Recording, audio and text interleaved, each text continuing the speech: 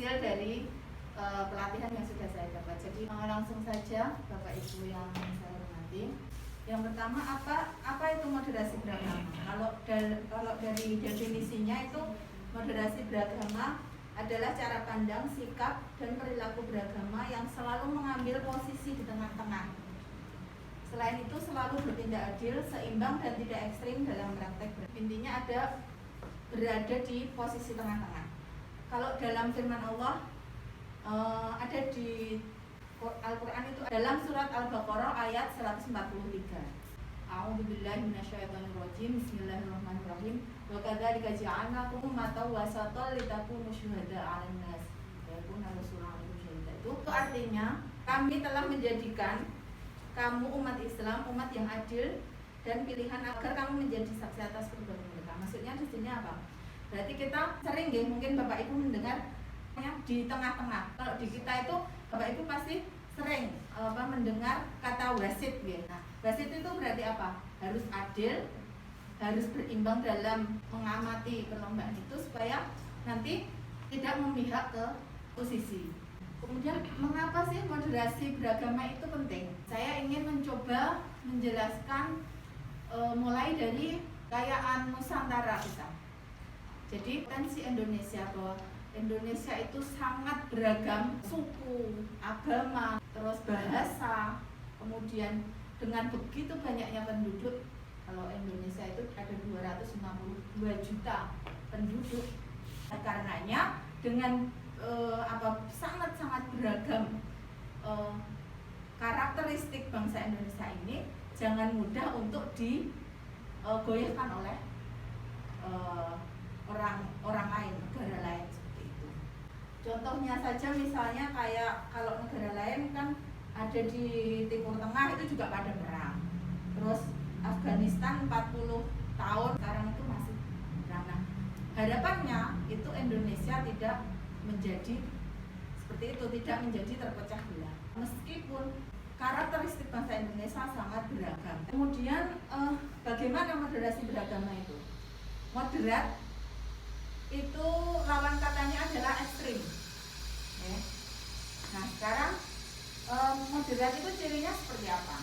Yang pertama adalah memahami realitas, kemudian memahami fikih prioritas. Artinya di sini gini, kalau fikih prioritas itu yang boleh dicampuri itu adalah yang usuliyahnya saja. Tapi kalau yang furu'iyah, khilafiyah yang sifatnya seperti itu, kalau bagi orang yang moderat itu tentu tidak akan menjadi persoalan. Kemudian menghindari fanatisme berlebihan, fanatis terhadap golongannya, gitu ya, seperti itu. Kemudian yang keempat, mengedepankan prinsip kemudahan dalam beragama. Kelima, memahami teks secara komprehensif. Keenam, keterbukaan dalam mensikapi perbedaan.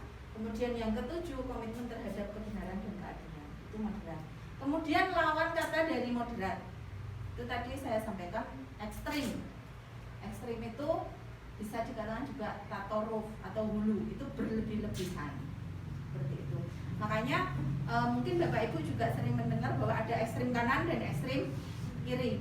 Jadi timbangan itu kalau misalnya di tengah sini ini kan tadi yang wasatan tadi yang berada di tengah-tengah ini, yang ke kanan ekstrim kanan itu bebas, biasanya itu bebas jenisnya berdasarkan akal dan hanya konseptualisasi Al-Quran. Kemudian yang ekstrem kiri itu biasanya liberal, cenderungnya liberal, keras dan hanya literal.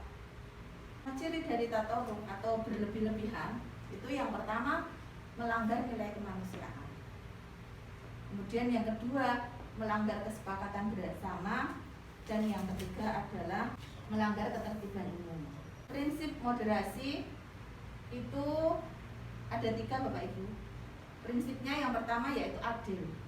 Adil tadi yang saya katakan bahwa tidak berat sebelah. Yang nomor 2 adalah berimbang.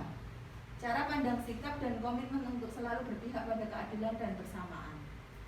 Yang ketiga itu prinsip dari moderasi adalah toleran, yaitu penghargaan terhadap perbedaan pandangan dan kemajemukan identitas. Saya menyampaikan 3 pilar moderasi. Moderasi itu pilar yang pertama adalah moderasi pemikiran, yaitu memadukan teks dan konteks, tidak ekstrim kanan dan tidak ekstrim kiri. Kemudian moderasi perbuatan, penguatan relasi antar agama, tradisi dan kearifan lokal. Contoh, misal ada kemarin itu disampaikan di daerah Gunung Kidul itu ada selisih pendapat tentang pendirian rumah ibadah. Jadi tadi dulu itu ada warga non muslim gitu, kemudian pengen mengajak anak-anak untuk belajar bersama. Lama-kelamaan dijadikan ritual keagamaannya mereka gitu. Nah, orang Islam itu merasa keberatan. Contoh di situ bahwa tradisi dan kearifan lokalnya adalah di sini. Bisa selesainya masalah di Gunung Kidul itu dengan cara dikumpulkan, kemudian genduranan bareng, ternyata dirembuk di situ dan selesai. Nah, itu contoh moderasi perbuatan.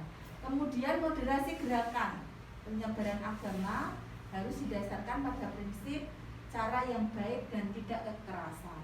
Kemudian di era sekarang itu adalah yang perlu kita cermati adalah dampak globalisasi. Era 4.0 media ya sekarang sangat cepat sekali bisa mempengaruhi orang itu, bisa menjadi ekstrim ataupun tidak. Kemudian dengan adanya dampak globalisasi yang sekarang kita rasakan, kita juga sudah banyak mendengar tentang radikalisme. Radikalisme saya ingin menyinggung sedikit saja. Itu modelnya bisa melalui media cetak, ya, media elektronik. Itu kan dampak dari globalisasi. Yang harus kita lakukan seperti apa? Yang pertama adalah meningkatkan kembali kesadaran berbangsa dan bernegara, wawasan kebangsaan ya. Nah, itu harus diperdalam lagi.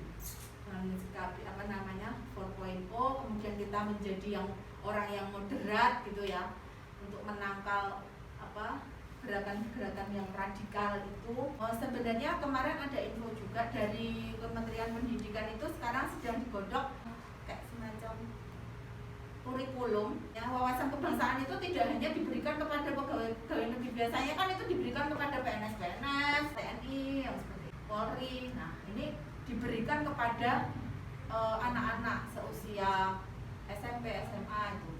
Jadi mereka benar-benar bisa mengerti sebenarnya bangsa Indonesia itu seperti apa. Kemudian memahami, mengamalkan Pancasila. Yang ketiga, menyadari bahwa konflik, pemberontakan, terorisme akan menguntungkan bangsa lain. Kemudian yang selanjutnya, perkuat 4 pilar. 4 pilar itu kalau kemarin disingkat PBL itu Pancasila, Bhinneka Tunggal Ika, NKRI, dan Undang-Undang Dasar 1945. Itu harus kita perkuat. Kemudian yang selanjutnya adalah sejarah lahirnya Indonesia. Jadi kita harus ingat Sumpah Pemuda waktu itu, zaman dulu itu kan pemuda-pemuda seluruh Indonesia, yang Jawa, yang Sumatera, yang Celebes dan lain sebagainya itu bisa kumpul, padahal ya belum ada media sosial waktu itu, belum ada WA, belum ada SMS, tapi mereka tetap bisa bermusyawarah. Kemudian visi misi Kemenak sendiri, Pak Menteri Lukman Hakim Saifuddin ya Pak waktu itu menyampaikan 3 mantranya ya. Antara lain salah satunya adalah moderasi beragama. Kemudian narasi moderasi di berbagai lini. Jadi kita membuat konten-konten kaitannya dengan moderasi beragama yang menyejukkan, konten-konten yang mengcounter orang-orang yang berusaha untuk memecah belah kita. Kemudian yang terakhir, jadikan kita bagian dari solusi masalah bangsa. Itu yang bisa saya dan juga panjenengan lakukan semua. Saya kira itu yang bisa saya sampaikan. Semoga ada manfaatnya. Terus terakhir nanti setelah saya tutup bisa bareng-bareng dengan saya mengucapkan salam moderasi.